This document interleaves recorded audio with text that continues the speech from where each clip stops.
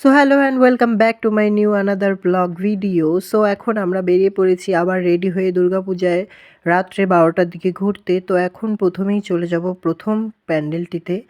দেখো প্যান্ডেলটার কাজটা just wow ছিল। চারিদিকে শুধু লাইট আর লাইট আর লোকজনের ভিড়ে। দেখো প্রতিমাটাও খুব সুন্দর ছিল, একদম জাস্ট ইউনিক একটা প্যান্ডেল দেখলাম জলপাইগুড়িতে। খুব সুন্দর পান্ডাপাড়ার ওখানে করেছে এটা। তোমাদের সাথে কথা বলতে বলতেই আবার চলে আসলাম দুর্গাবাড়ি।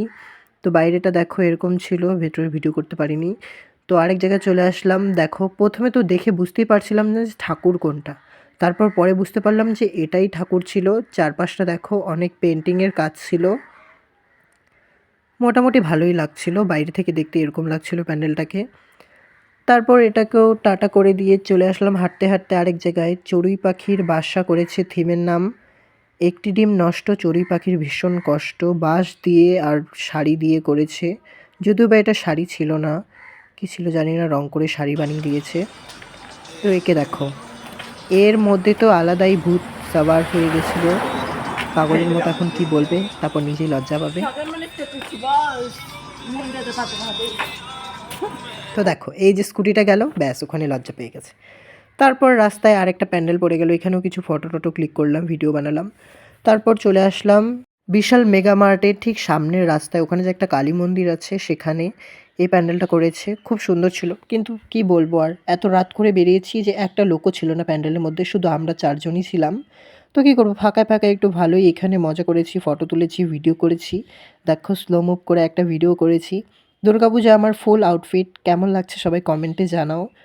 তো এখান থেকে বেরিয়ে আবার রাস্তায় হাঁটা শুরু করে দিলাম। দেখো রাস্তাঘাট একদম ফাঁকা হয়ে গেছে পুরো, জাস্ট হাতে গোনা কয়েকটা লোক মাত্র, আমরা চারজন হেঁটে যাচ্ছি। এখানে ভালোই লোক ছিল, এটা করেছে হচ্ছে মহুরিপাড়ার ক্লাব। তো এখানে বেসিক্যালি আসামের সব চিত্রকলা ফুটিয়ে তোলা হয়েছে। দেখো মা দুর্গাকেও মেঘলা নামের ড্রেসটি পরানো হয়েছে, যেটা আসামে খুব বিখ্যাত। তো সেখানে কিছু ফটো টটো তুলে চলে আসলাম দিশারিতে। ভাই দেখো দিশারির প্যান্ডেলটা জাস্ট ওয়াও ছিল, অনেক বড় জায়গা জুড়ে ছিল, কিন্তু ভেতরে ঢোকার পর দেখলাম একদম পুরো নীল লাইটে ভরিয়ে দিয়েছে, একটা ফটোও ভালো আসেনি এখানে। এই থিমের নামটা কি আমি ঠিক মনে পড়ছে না, তোমরা জানলে কমেন্ট করে জানাও আমাকে। তো দেখো ভেতরে তাও একটু লাইট ভালো ছিল, কিন্তু বাইরে থেকে একদম পুরো নীল ভূত, একটা ছবিও এখানে ভালো তুলতে পারিনি। কিন্তু তাও প্যান্ডেলটা ভালোই লাগছিল, অনেক লোকও ছিল এখানেও প্রায়। এখানে পৌঁছতে পৌঁছতে আমাদের প্রায় 2টো বেজে গিয়েছিল রাত। তো দেখো মূর্তিটা জাস্ট ওয়াও ছিল, প্যান্ডেলটা যেমনই হোক মূর্তিটার কোনো কথাই হবে না। দেখো নিচে খুব সুন্দর আলপনা আঁকা ছিল, অনেকগুলো প্রাইজও পেয়েছে, জাস্ট ওয়াও ছিল, মূর্তিটার কোনো কথাই হবে না। দেখো জাস্ট